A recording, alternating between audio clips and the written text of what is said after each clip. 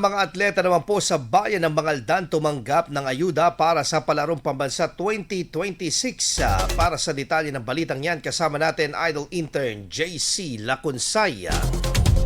104.7 IFM Report.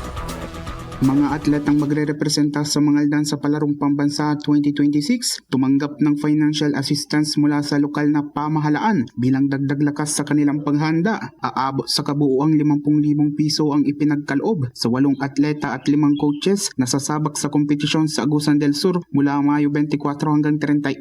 Bawat atleta ay may tig 5,000 piso habang tig 2,000 piso naman ang natanggap ng mga coaches bilang pagkilala sa kanilang dedikasyon at pagsasanay sa mga manlalaro. Sasabak ang mga kalahok sa iba't ibang events tulad ng futsal, tennis at para games kung saan target nilang iuwi ang karangalan para sa kanilang bayan. Kasama mo mula rito sa IFM Dagupan, ako si Idol Intern JC Lacunsay.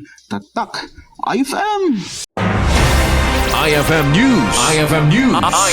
IFM News.